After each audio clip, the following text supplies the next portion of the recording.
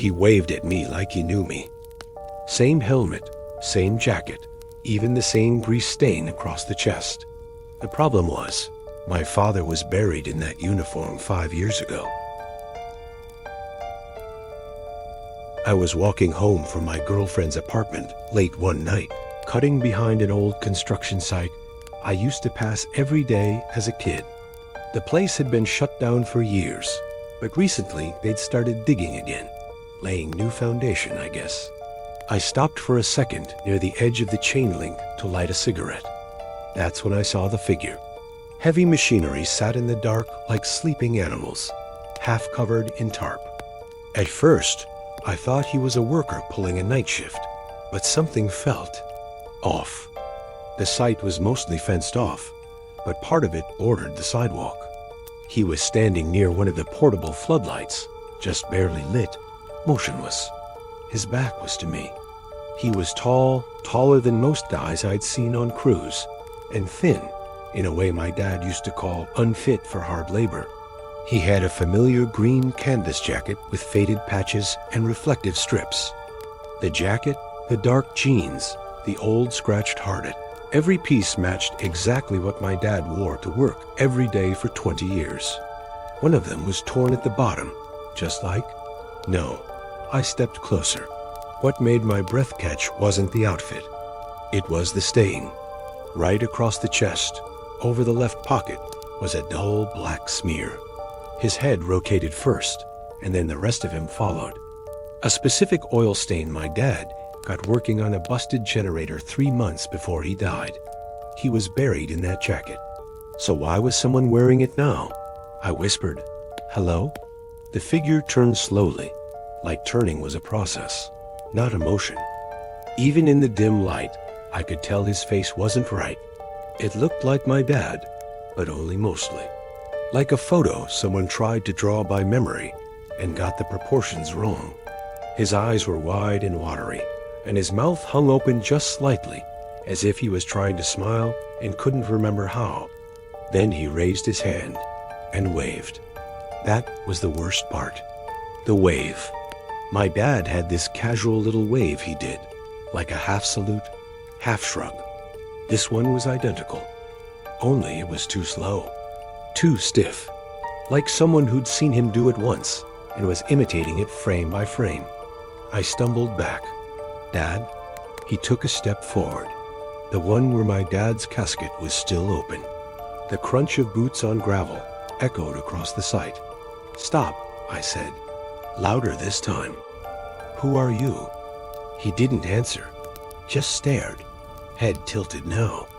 Then something moved under the skin of his cheek. I swear to God I saw it. A ripple, a twitch, like something beneath the face. Adjusting the mask, I turned and bolted, didn't look back. Didn't stop running until I hit the next streetlight 2 blocks away. I stayed in a gas station for 20 minutes pretending to browse snacks, just to make sure I wasn't being followed. Later that night, I dug through old photo albums in my closet, found the funeral picture, the stain, the jacket, the worn-out hat. Identical. I went back the next morning. The site was locked, empty, no footprints in the gravel, no workers, no signs of life. I even asked the foreman the following week when I saw the gates open again. He said no one had been there after 5 p.m. for months. No night crews, no security guards. He laughed and said, "Only ghosts work that late, but I haven't walked that way since. Because some nights, when I'm alone, I hear heavy boots on pavement outside my building. Just one set. And once, just once, I heard someone gently tap on my window, then walk away. I heard footsteps behind me, but when I stopped, they didn't. And when I turned around, there was something there, floating just above the pavement, still moving. I was walking home from a friend's house after a late movie night, around 2:15 a.m. The streets were completely empty, the kind of quiet where your own footsteps sound too loud. It wasn't a far walk, just 6 blocks, residential, street lamps buzzing, cold air pressing against my jacket. I had one earbud in, low volume, just enough to keep my nerves down. But I started to feel off, like something was behind me, not just watching, pacing me. I paused my music and took out the earbud, and that's when I heard it. Footsteps. Behind me, rhythmic, measured. 1, 2, 3. I stopped walking. So did the steps. I turned around quickly. No one was there. Just empty sidewalk, chain-link fences, and flickering porch lights across the street. An animal, a loose board creaking in the cold. Whatever. I told myself it was an echo. I kept walking, a little faster now. That's when it happened again. The footsteps. Louder this time. Closer.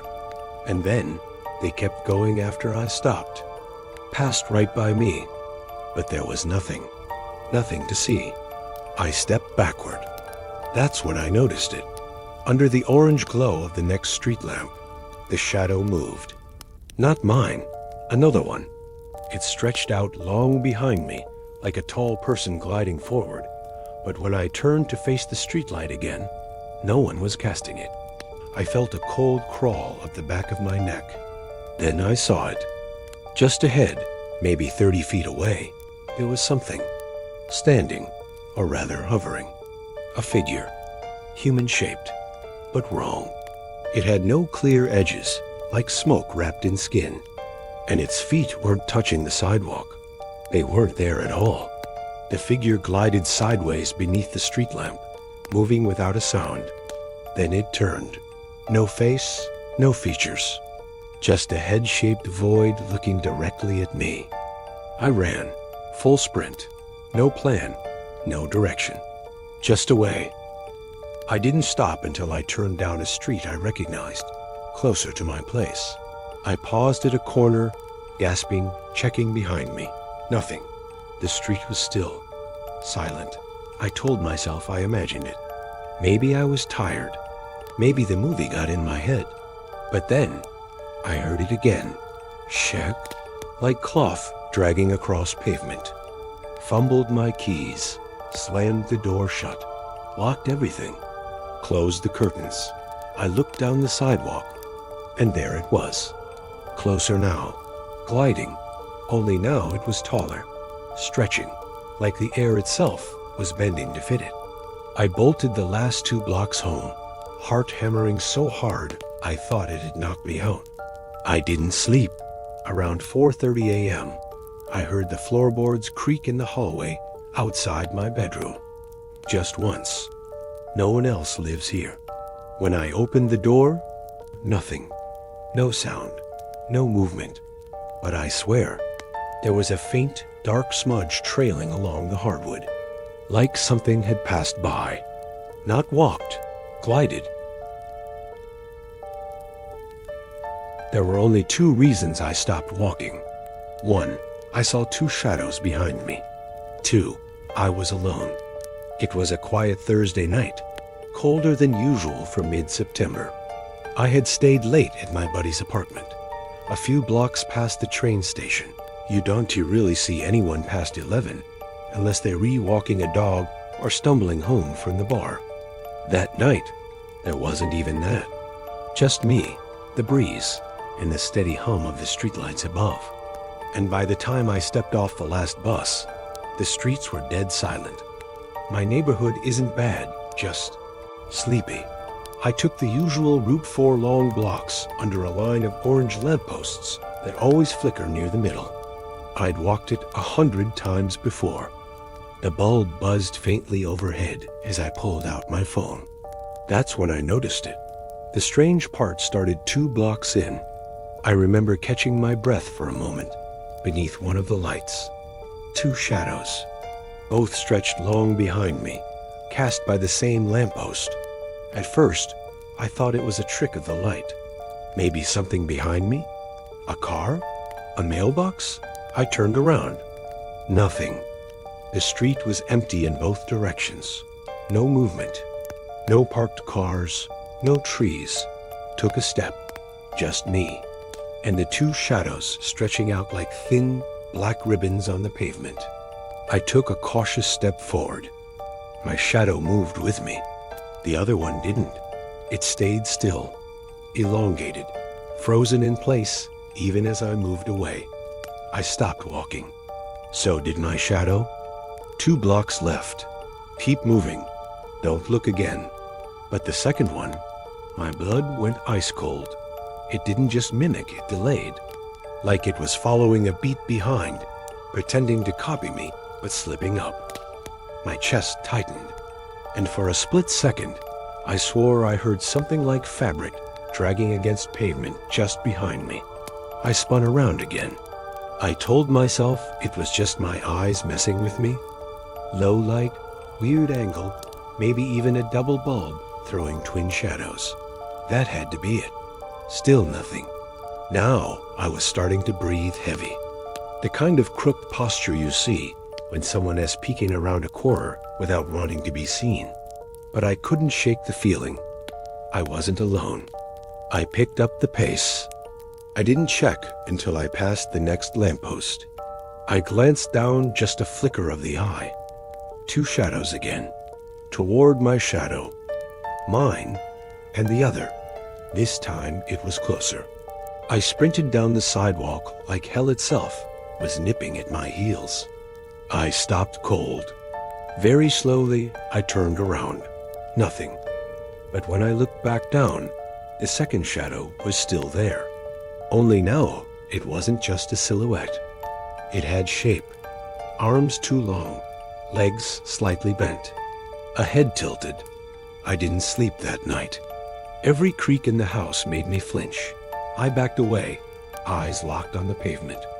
That's when the shadow twitched. Not like a shift in light. It twitched, and then it began moving. I turned and ran. I didn't care how loud I was, how stupid I looked. I passed the last lamppost near my street and risked one final look behind me. Only one shadow, just mine. But just before I reached my door, I heard it again, that sound. Fabric on pavement. Closer this time. Slower. I slammed the door shut behind me and locked everything in 3 frantic motions. The next morning, I walked outside in full daylight, trying to convince myself it was a stress dream. But on the pavement under the lamppost, where I first noticed it, someone or something had drawn a second pair of feet in chalk. They were longer than normal, twisted inward, and facing mine, like it had been standing behind me the whole time, waiting. And now, it knew the way home.